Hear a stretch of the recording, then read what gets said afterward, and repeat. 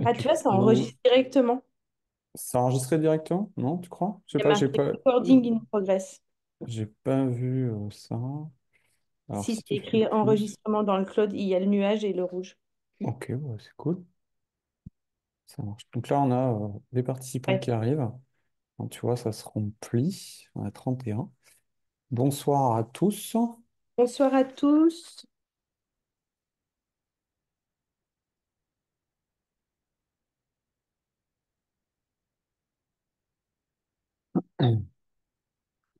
Bonsoir, bonsoir. Vous êtes 54 connectés pour l'instant.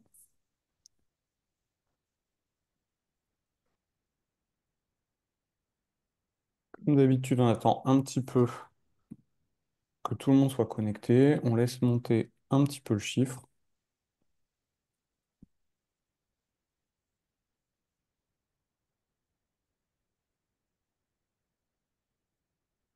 On va laisser jusqu'à 20 h quoi, 35. Ouais, c'est ça, on se laisse, oui, on se laisse 2-3 minutes. À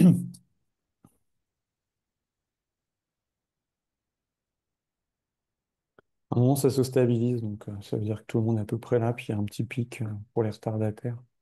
Mm. Le temps de rentrer du cabinet, de rentrer manger, de gérer un peu la famille et de s'installer pour regarder le webinaire.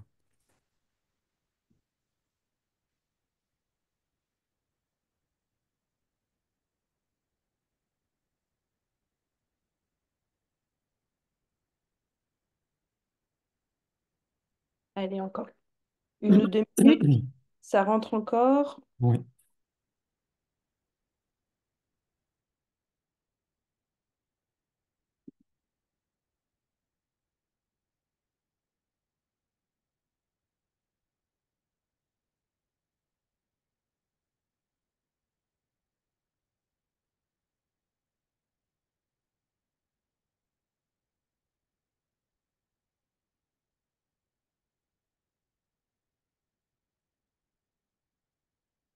Ça se stabilise. 64, présent. Allez, on se laisse encore 2 minutes.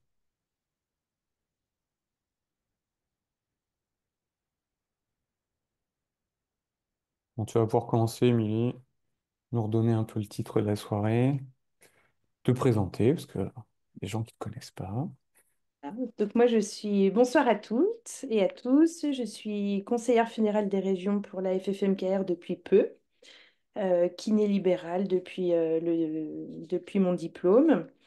Donc ce soir, nous allons vous présenter le nouveau calcul des cotisations de la Carpinco. Vaste sujet, un peu compliqué, mais Stéphane Belay va nous faire ça avec brio. Je vais Donc essayer de m'y nous vous employer. souhaitons la bienvenue à ce jeudi de la Fédé, qui est un webinaire récurrent qui a lieu tous les deuxièmes jeudis du mois sur des sujets d'information variés, proches de vous et qui dépendent aussi de l'actualité. La Fédé, c'est quoi? C'est le premier syndicat représentatif de France, avec un grand nombre d'adhérents. On atteint les 6 000 adhérents cette année. Grâce à ça, on a un gros maillage, donc on est forcément proche de vous dans les syndicats départementaux, car on est vraiment répartis sur tout le territoire. Nous sommes un syndicat réformiste et positif, loin du syndicalisme d'opposition. Et à la Fédé, nous sommes force de proposition, car nous sommes convaincus que c'est comme ça qu'on arrivera à évoluer, à progresser. Et notre objectif, c'est de faire bouger les lignes. À la FFMKR, les décisions sont transparentes. Vous pouvez participer directement aux choix politiques via les congrès, dans les assemblées générales de vos départements qui ont lieu tous les ans depuis plus de 60 ans. Alors, la Fédé, c'est une grande équipe animée par la même envie d'aider chaque kiné. Nous sommes 22 conseillers fédéraux qui travaillent dur pour faire évoluer notre profession. Des réunions, des commissions, des groupes de travail pour faire émerger de nouvelles solutions pour nous, mais également du lobbying auprès des parlementaires du Sénat, de l'Assemblée nationale et des fonctionnaires des différents ministères. Un vrai travail de fond porté par une équipe qui croit vraiment en ce qu'elle défend. À la Fédé, vous serez soutenu et accompagné. Vous avez un accès privilégié à l'information qui est vérifié bien évidemment. Mais la Fédé, c'est aussi la maison des kinés, qui est toute une structure dévouée à nous kinés, mm, avec des conseils juridiques, comptables, des formations, et tout ça dans la même structure. Nous sommes vraiment des passionnés, nous sommes surtout organisés pour vraiment faire progresser la kiné. Donc ce soir, nous allons vous présenter le nouveau calcul des cotisations de la Carpimco, en vous proposant dans un premier temps de faire un petit rappel sur l'entité de la Carpinco, une présentation synthétique de vos charges sociales. Important, la présentation de la loi 2023 du 26 décembre de la loi de finances de la sécurité sociale en 2024. Une présentation du changement d'assiette de calcul. Des présentations de cas types pour Le que... calcul, c'est moi qui ai plus de réseau. Voilà. Ah, j'ai plus de Ah, réseau? d'accord, c'est cool. J'ai plus de réseau. Ah, des présentations de cas types afin qu'on puisse vous proposer, enfin, que vous puissiez voir l'impact sur vos cotisations. Et à la fin, un petit échange avec vous.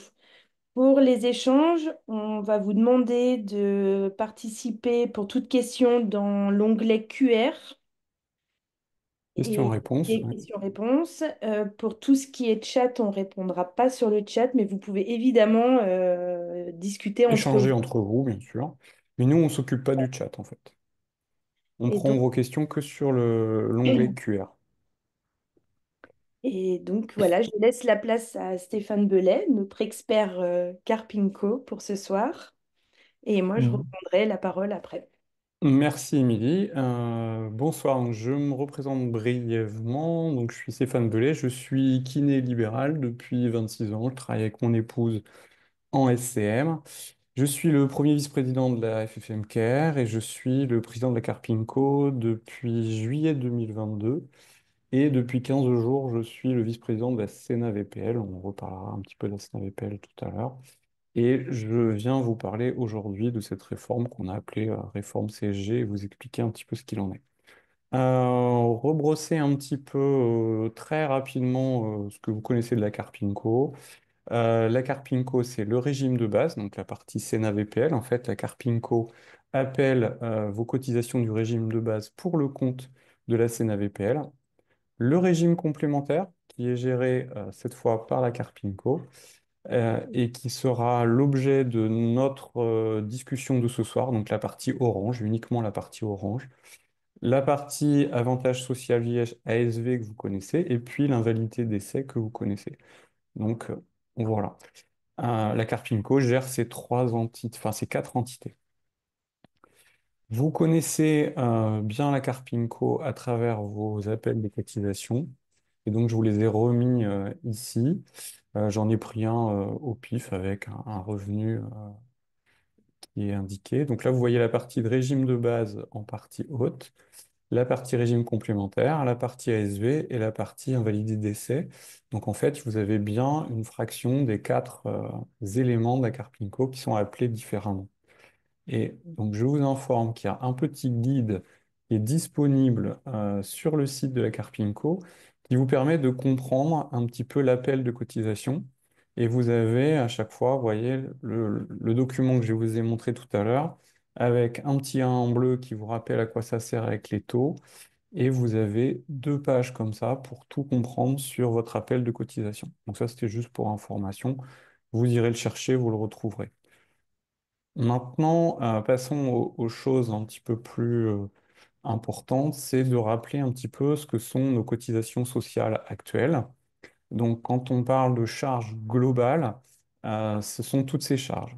Donc, vous avez les charges de retraite de base, qui sont appelées par la Carpinco, qui sont assis sur une assiette aujourd'hui de BNC, avec un taux unique, et vous avez les taux que vous avez là, qu'on retrouvait tout à l'heure. Vous avez la retraite complémentaire qui est aujourd'hui sur un forfait qui est à 2176 euros, et puis une partie proportionnelle à 3% sur des revenus supérieurs à entre 0 et 170 000, on reviendra dessus tout à l'heure. L'ASV, qui est également forfaitaire, avec une partie qui est prise en charge par la CPAM. Donc vous voyez, vous avez l'invalidité d'essai qui est forfaitaire, Puis vous avez vos charges maladie, maternité, avec le détail qui est réécrit là. Je ne vais pas rentrer dans les détails, c'était pour vous rebrosser un peu toutes les charges que l'on paye, avec une partie bien sûr qui est prise par l'assurance maladie, vous le savez, comme avantage conventionnel.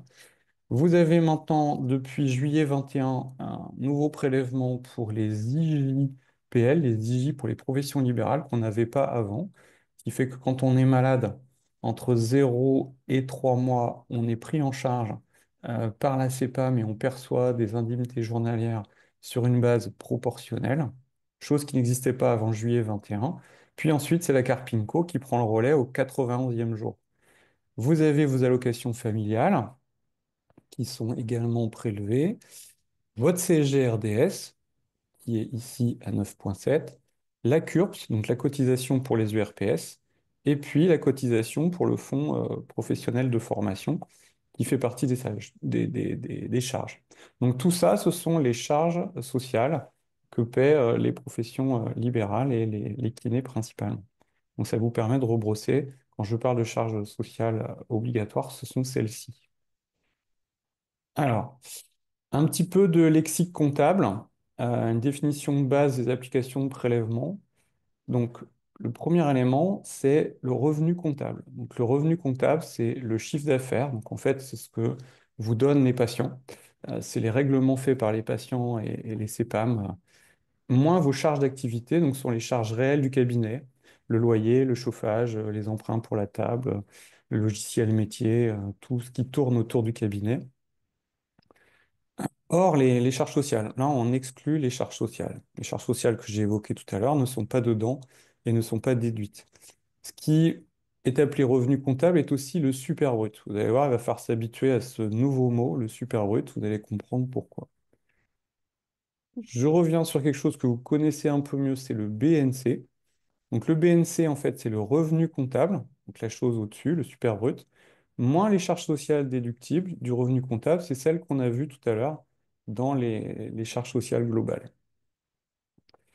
Les charges sociales déductibles du revenu, je vous les ai remises, donc avec des logos, régime de base, régime complémentaire, ASV, le RID, AF pour allocation familiale, MA pour maladie, les fameuses IJPAL, la CSG déductible, la CURP et la formation, la cotisation pour la formation.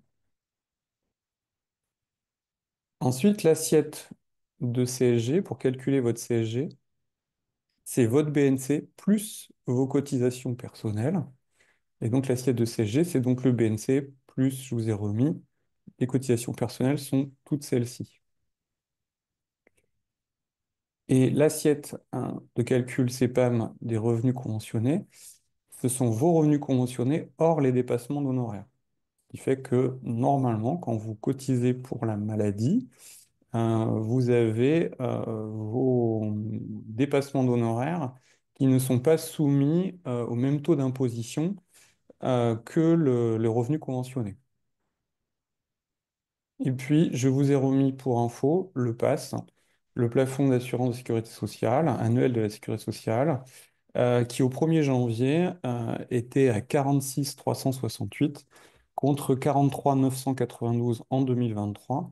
Et les chiffres sont tombés hier, il est passé pour 2025 à 47 100 euros. Donc en fait, c'est un plafond qui suit l'inflation. Voilà, on reparlera de tous ces éléments dans les discussions ensuite. Donc, le sujet qui nous intéresse, c'est l'article 18 de la loi LFS de 2024, du 26 décembre 2024, 23, pardon. Donc, vous savez qu'en ce moment, on est en pleine négociation du PLFSS 2025. Donc, chaque année, il y a cette discussion à partir de août jusqu'en décembre. Et dedans sont poussés des articles. Et là, il y avait l'article 18, ce fameux article de euh, l'argent de la CSG, que va-t-il devenir, le changement d'assiette. Et donc, en fait, en découle le 5 juillet 2024 l'application, la fixation des modalités de calcul et contribution sociale des travailleurs indépendants. C'est ce qui nous intéresse. Alors, qu'est-ce que disait en fait cet article 18? C'est qu'il voulait réparer une injustice entre les salariés et les indépendants Vous entendez toujours dire que les professions libérales paient de l'impôt sur l'impôt. Donc en fait, l'assiette des salariés comprend seulement les cotisations salariales et non les cotisations patronales, alors que celles des indépendants sont prélevées sur la totalité des cotisations. Et les salariés indépendants peuvent déduire de leurs revenus imposables 6,8, mais seuls les indépendants doivent réintégrer dans leurs revenus soumis à l'impôt une partie de CSG. Donc, quand vous avez rédigé vous-même un jour votre 2035, sur la deuxième page de votre 2035, vous aviez divers à réintégrer. Et c'est cette CSG non déductible que vous n'aviez plus financièrement parce que vous l'avez donnée à l'URSSAF. Vous la réintégriez à votre BNC et vous payez de l'impôt dessus. Ce qui faisait que c'était de l'impôt sur l'impôt. Donc là, c'est réparer cette injustice et essayer de lisser pour que tout le monde soit au même niveau. Donc c'était de simplifier, donc les rappels des objectifs, c'est de simplifier les modalités de calcul des cotisations et de la CSG, d'améliorer les droits à la retraite en s'approchant des modalités de calcul des salariés et s'inscrire dans une stabilité de prélèvement au niveau global. Donc l'élément intéressant, c'est d'améliorer les droits à la retraite en s'approchant des modalités de calcul des salariés et c'est surtout d'utiliser cet argent de la CSG pour ouvrir ou donner des droits à la retraite. Donc en fait, c'est une partie de cet argent qui est réfléchie vers la Carpinco. Donc l'enveloppe pour toutes les professions, les 5 professions de la Carpinco, c'est 335 millions d'euros qui passent d'une partie qui était donnée à l'URSSAF pour revenir à la Carpinco et vous permettre d'ouvrir des droits. Donc de l'argent qui n'était pas utilisé à des fins de protection sociale devient de l'argent qui est utilisé à des fins de protection sociale. On va voir maintenant comment. Donc, je vous ai remis le texte pour vous montrer qu'il existe, vous pourrez aller le chercher et l'éplucher, il y a plusieurs pages. Donc, les méthodes du changement donc, de ce décret. Donc, c'est principalement le fait de l'arrivée du superbrut. C'est pour ça que je vous ai parlé du superbrut. On n'aura plus de base de calcul sur le BNC. Ce sera oublié. Et on passera à un calcul sur le superbrut qui sera abattu de 26%. Donc, je vous ai remis pour mémoire que le superbrut et revenu comptable, c'est la même chose. Donc, ce sera votre chiffre d'affaires moins vos charges réelles du cabinet, moins 26%. Ce sera la nouvelle assiette de calcul au 1er janvier 2026. Donc, pour donner un exemple, si je faisais aujourd'hui un BNC de 45 000 euros, mon super brut est de 58 034, puisque je n'enlève pas mes charges sociales. J'abats 26% de cette somme, soit 15 087. Donc, ma base de calcul passe à 42 945 pour calculer ma nouvelle assiette de cotisation sociale. Voilà, c'est pour éclairer. Je laisse un petit peu le temps que vous l'intégriez, ce côté super brut. Donc l'impact sur la Carpinco, je vous ai dit qu'en fait cet argent, il fallait la réfléchir et on l'a réfléchi sur vos cotisations du RC, hein, la partie orange que je vous ai montré. Donc comment ça va se passer?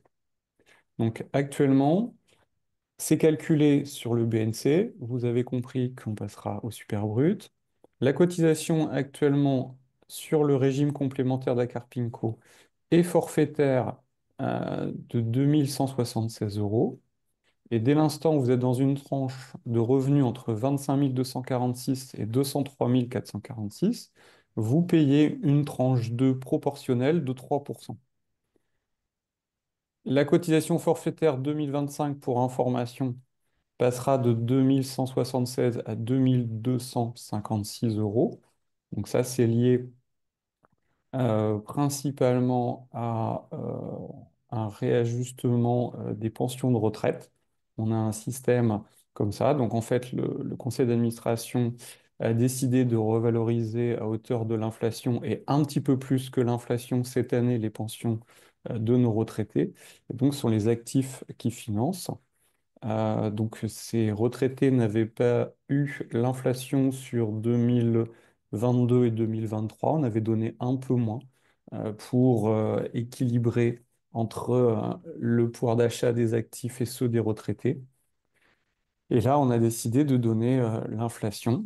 Donc voilà, donc ça sera la dernière année où on aura cette discussion qui jouera sur la forfaitaire, puisque après, vous l'avez vu, tout est calculé sur le pass et le pass suit l'inflation. Donc on n'aura plus ce phénomène d'ajustement de la forfaitaire pour pouvoir revaloriser les pensions de nos retraités. Voilà pour info sur ce sujet. Donc demain en 2026, 1er janvier 2026, calculé sur le super brut abattu de 26%.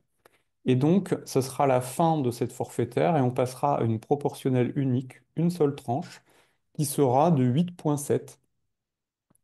Et on a quand même gardé un plancher, puisque, imaginons quelqu'un qui ne gagnerait que 5 000 euros de BNC en 2026, aurait 8,7 de 5 000 euros, ce qui fait quand même pas beaucoup pour avoir des droits. Donc, pour garder quand même un minimum de retraite pour l'avenir, en fait, la DSS a cadré les choses en nous demandant de mettre un plancher. Ce plancher est de 0,5 passes, soit 23 184 euros.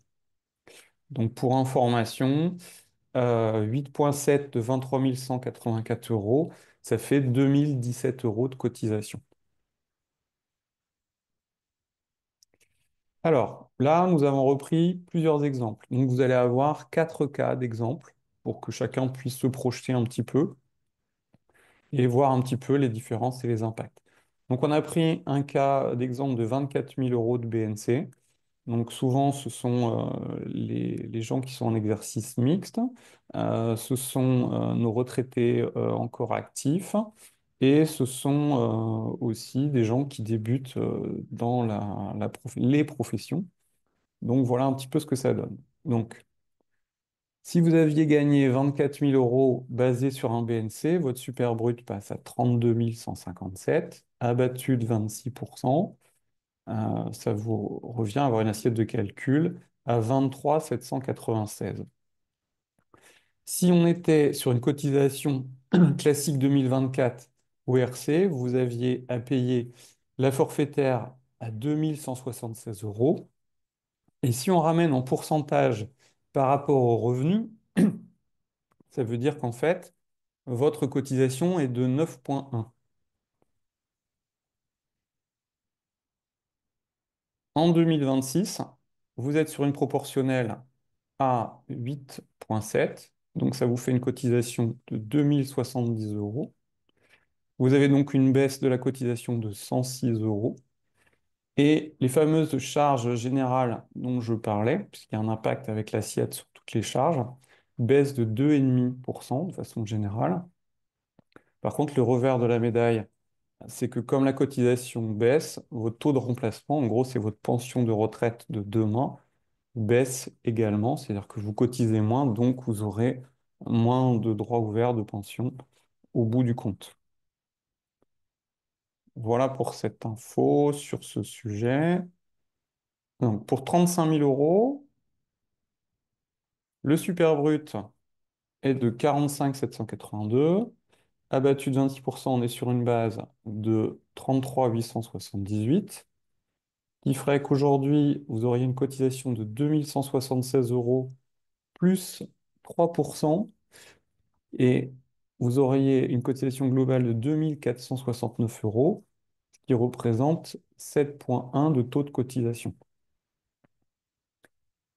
Donc ensuite, techniquement, en cotisation 2026, en ayant une proportionnelle à 8,7, vous vous retrouvez avec une cotisation à 2947, ce qui fait que vous avez une hausse de votre cotisation de 478 euros, qui est financée par de l'argent que vous donniez à l'URSSAF à perte, qui vient se reflécher ici, c'est ce terme de reflécher.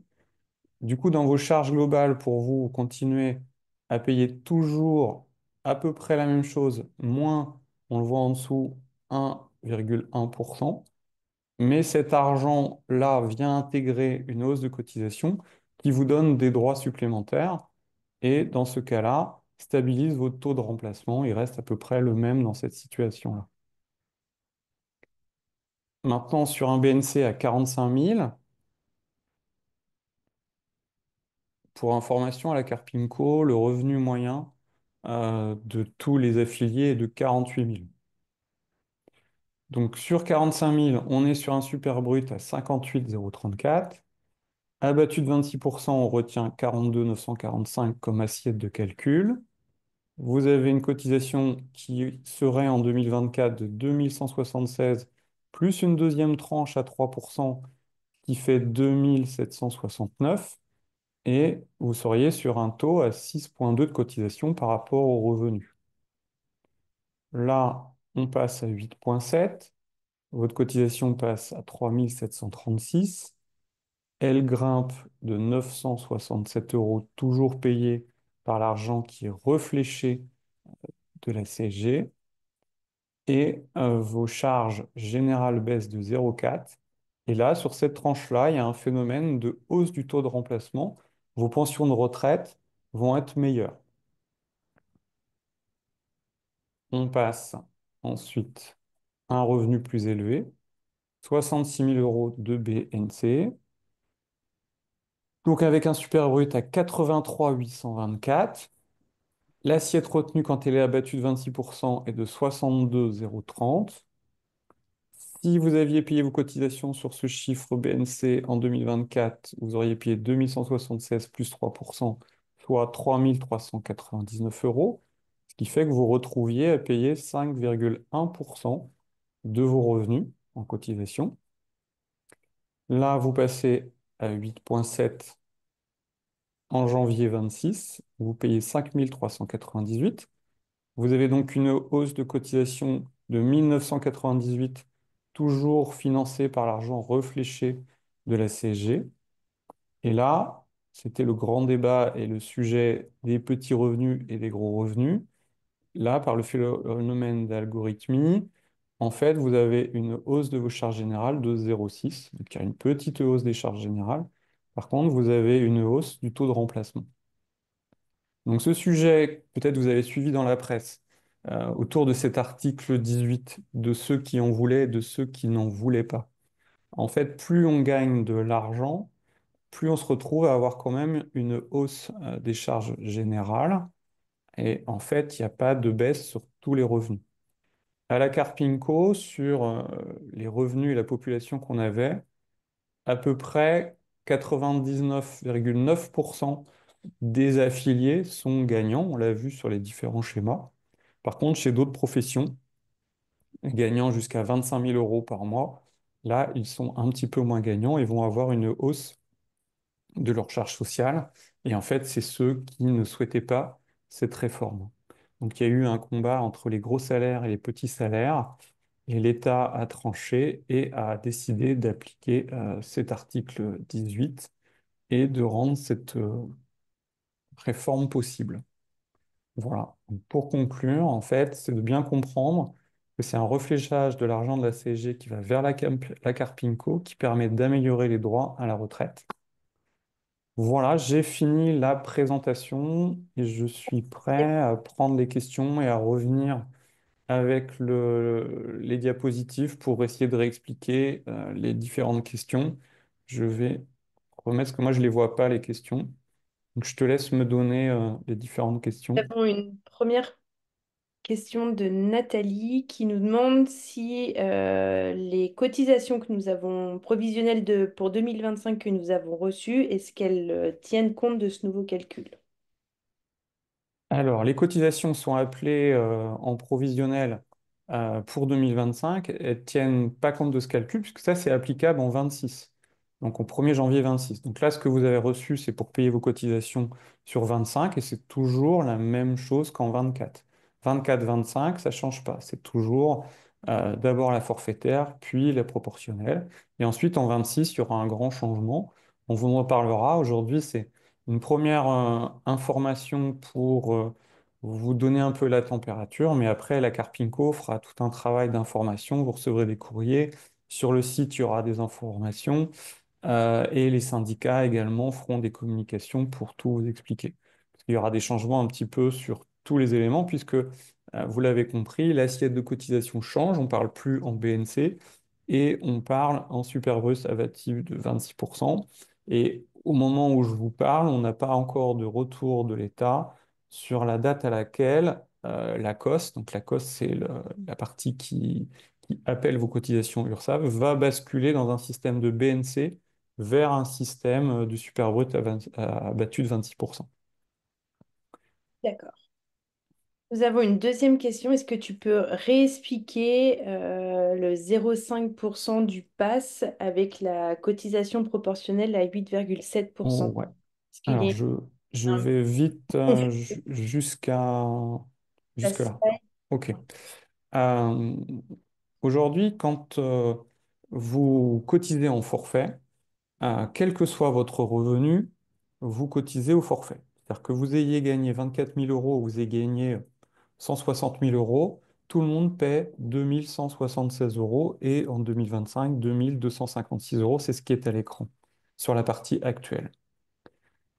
Et pour les revenus au-dessus de 25 246, on paie une tranche 2 à 3%. Ce qui fait que vous l'avez vu tout à l'heure dans les différents cas, quand on ramène euh, ces cotisations forfaitaires aux revenus, le taux de cotisation est plus élevé pour les petits revenus qu'il ne l'est pour les gros. Si je gagne 160 000 euros de BNC, c'est plus facile pour moi de débourser 2 176 euros de forfaitaire que si j'en gagne 24 000. L'impact n'est pas le même. Donc l'idée aussi de cette réforme proportionnelle, c'est de favoriser un petit peu les petits revenus en les étouffant un petit peu moins, puisque à chaque fois que je vous rencontre, ce sont les demandes en disant que les petits revenus sont étouffés par des cotisations qui sont assez grosses. Toutefois, si on ne mettait pas de plancher, ça veut dire que vous cotiseriez 8,7 d'un revenu faible. Par conséquent, vous auriez assez peu de points en face. Et donc, en fin de carrière, vous auriez une carrière avec assez peu de points. Et quand on ramène le calcul, votre pension de retraite serait assez faible. Et du coup, on se retrouverait avec des gens avec des pensions à 500, 600 euros, comme on peut l'entendre dans le domaine de l'agriculture. L'État voulant border ce genre de choses dit il y aura une cotisation minimale qui sera de 0,5 du pass, qui représente 2017 euros. Ce qui veut dire que si je gagne en dessous de 23 184, je paierai 2017 euros quand même. Et si je suis au-dessus, eh bien, je paierai un petit peu plus. Alors, si je reprends les différents cas, vous voyez, par exemple, si je gagne 24 000 euros, au forfait aujourd'hui, en fait, la cotisation est 9,1. En fait, ça me revient à payer 9,1. Et si je remets, par exemple, le plus gros revenu, 66 000, vous voyez, lui, il paie 5,1. Ce qui fait qu'en fait, ce système de forfaitaire n'était pas très équitable par rapport aux revenus. Donc, il était plus confortable de payer cette somme quand on gagne de l'argent à la Carpinco que quand on a un petit revenu. Donc, en fait, cette proportionnelle vient rééquilibrer ce genre de choses. Donc, c'était une forte demande des étudiants, une forte demande des gens qui sont en travail mixte, des gens qui sont avec des mi-temps également. Euh, et du coup, là, on essayait de répondre à cette demande. Merci, Voilà. j'espère que c'est compris. C'est un petit peu compliqué, mais une fois bien expliqué, c'est bon. On a une autre question. Est-ce que le régime facultatif est concerné ou pas par l'article 18?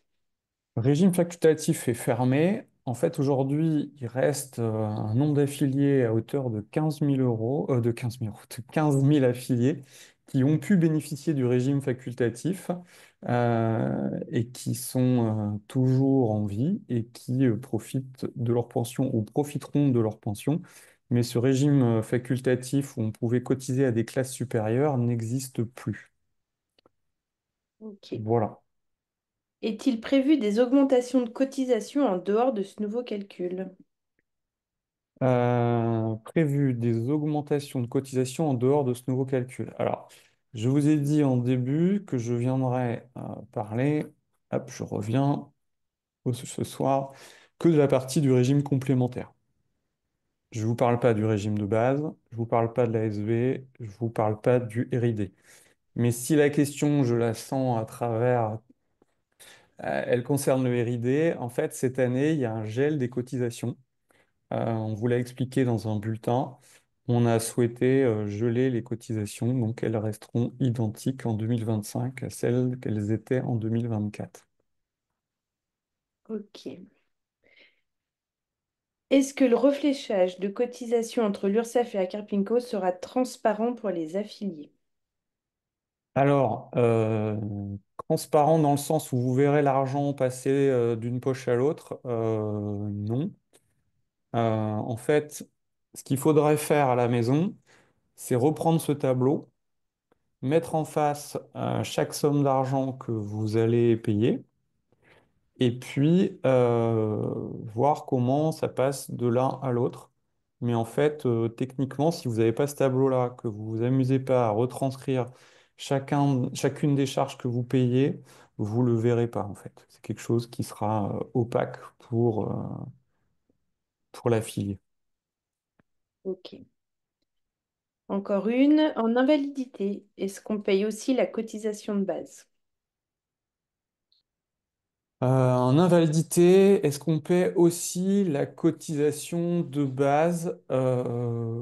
Alors là, c'est une colle. Je ne suis pas un spécialiste de ces questions liées aux arrêts de travail et aux invalidités. Je la prends, tu la notes, Émilie, et puis on y répond parce que je pourrais te dire une bêtise, parce que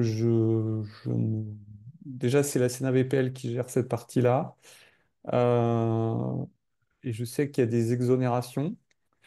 Euh, il reste à savoir, en fait, ces exonérations qui ne sont pas forcément obligatoires. La personne en validité peut décider de payer ses cotisations. Et c'est souvent quelque chose que je recommande, puisque quand vous payez pas vos cotisations, bien sûr, en face, nous, on cotise pour vous, mais vous n'avez pas forcément tous les points. Et en fin de carrière, vous avez des trous euh, dans la carrière. Et ça, c'est un peu problématique. Donc, en fait, c'est toujours bien de pouvoir continuer à cotiser. Mais je la prends, cette question, et je répondrai par mail. Tu as le mail de la personne qui l'a posé? Sinon, elle le renvoie dans le chat et puis on lui répondra. Ou moi, je vous donne mon adresse mail. Euh, donc, c'est vice-président@ffmkr.org. Je vais vous l'écrire dans le Ouais. chat. Et je crois qu'il y a un tiret entre les deux, je crois. Le vice-président avec le tiret, je crois. Du coup, je la recevrai demain et puis je récupère vos questions et je vous fais des réponses vérifiées parce que j'aime pas vous dire des choses quand je suis pas sûr de moi. Est-ce que tu as une autre question? Oui, nous avons, est-il... attendez, je me remets dessus. Est-ce qu'il y a aussi un changement d'assiette pour les cotisations URSSAF? Oui, en fait, le BNC disparaît. Donc là, vous le voyez. Euh, allocation familiale, elles sont sur le BNC, donc elles seront sur le super brut. Pour la CG, c'est une assiette CG, on a vu tout à l'heure ce qu'elle était. La CURPS est appelée par l'URSSAF, donc forcément, elle va changer également. Et puis, ça, c'est un forfait pour le... Voilà. Et la maladie est aussi sur le BNC, donc ça va changer aussi pour la maladie. Donc tout ce qui est appelé par l'URSSAF, là où c'est écrit BNC, ça devient super brut, abattu de 26%. Donc c'est là que ça change et qu'en fait vos cotisations vont baisser sur cette partie-là et l'argent récupéré passe de l'autre côté. Ok. Alors, une personne nous demande s'il n'y a pas un risque réel que ce changement majeur du calcul des cotisations puisse se trouver modifié par le législateur au regard de l'actualité politique actuelle et des enjeux budgétaires de l'État. Est-ce qu'il n'y aurait pas une remise en cause de ce refléchage de la cotisation? Alors ça, c'est le grand stress principalement des gens qui gagnent beaucoup d'argent en disant qu'on a un deal aujourd'hui euh, qui est celui qu'on vous a présenté, un super brut abattu de 26%, avec un calcul qui change, avec des gains qui ont été faits. Et quid si l'État décide de changer le taux de CGRDS et de le passer à 15%. Eh bien, en fait, ça, on n'a pas la main dessus.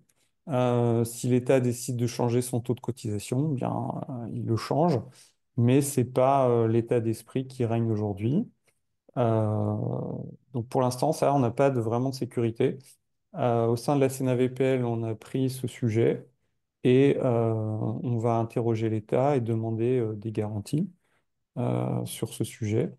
Et les négociateurs qui sont allés avec Bercy négocier cette enveloppe, qui est quand même une grosse enveloppe hein, pour l'État. C'est pas un cadeau, mais c'est quand même une redistribution de plus de 1,5 milliard d'euros donc, envers les professions libérales. Euh, Ça, je peux pas vous garantir que ça restera comme ça et qu'il n'y aura pas d'impact nouveau, mais voilà, c'est pas encore appliqué. Ça devrait aller au bout. Ça peut aussi être remis en cause. Je n'y crois pas trop parce que c'est long à mettre en place. Ça fait 3 ans qu'ils travaillent dessus et ça sort seulement pour janvier 26. Ils parlaient de le sortir pour janvier 25 et ça a encore été reculé à janvier 26. Donc les règles, je vous les donne et je vous informe avec ce que j'ai aujourd'hui, mais je ne peux pas vous garantir, je ne suis pas l'État. On part du principe qu'ils sont de bonne foi et que ça restera comme ce que je vous ai annoncé aujourd'hui. Ok. Alors, une autre petite question. Si nous sommes en CELARL, sur quoi se baseront-ils pour faire le calcul? Le Ok, chiffre celle-là, je la d'affaires. prends aussi parce que je ne suis pas un expert des calculs de société. Et je sais qu'il y a des sujets, il y a des jurisprudences. Je sais qu'il y a des sociétés de CELAR qui ont été redressées euh, parce que certains se servent des CELAR pour échapper aux cotisations. Et en fait, je ne maîtrise pas ce sujet plus que ça. Donc celle-là, je la prends et on y répondra. Je poserai une question à nos juristes pour qu'on ait une réponse carrée. Différent de la profession libérale classique. Oui, c'est ça. Mais en fait, dans les jurisprudences, c'est que les professionnels qui sont à l'intérieur, en fonction de leurs revenus, sont aussi une espèce de sorte de BNC, sauf pour ceux sont salariés. Et en fait, c'est tout l'enjeu de savoir si à un moment vous restez à la Carpinco ou si vous êtes salarié des Cellarl et que vous passez à la Carco. C'est le grand sujet, mais on vous donnera une réponse sur ce point. Merci. Une dernière question. Est-ce qu'on peut avoir le grand tableau des charges avec la nouvelle réforme à côté? Alors, le grand tableau des charges, c'est celui qui est là. Oui. Et avec la réforme à côté, dans ce qui change, bah, en fait, ce qui changera ici, c'est que la forfaitaire disparaît et qu'en fait apparaît 8,7. Les tranches qui sont là disparaissent et la seule chose qui serait marquée, c'est que c'est 0,5 du pass pour un plancher. Voilà ce qui changerait dans le tableau.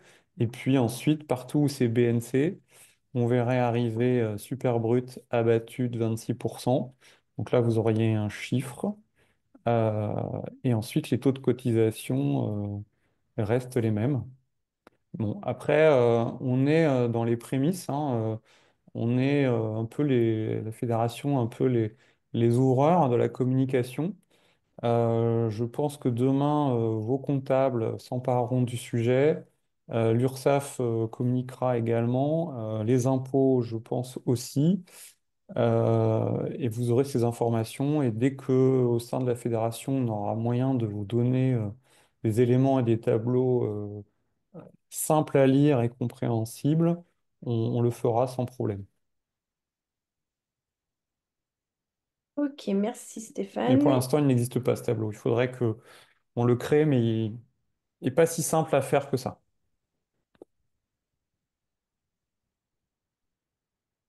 Est-ce que nous avons d'autres questions? Plus de questions soulevées. Est-ce qu'il y a une Super, ça. question?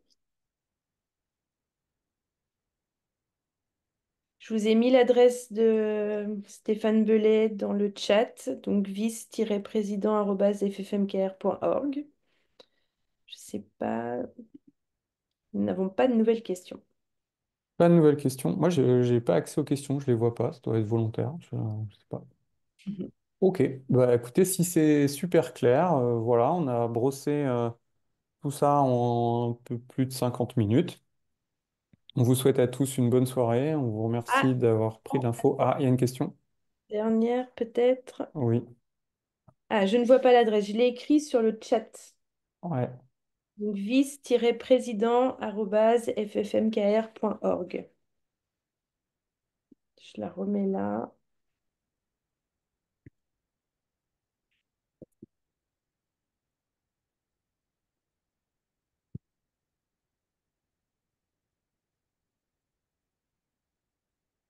Voilà. Est-ce que c'est bon pour tout le monde? Ça a l'air. Bah, écoutez, on vous souhaite bonne soirée, bon match de foot pour ceux qui sont déjà devant. Et puis, on vous dit à jeudi prochain pour un autre webinaire.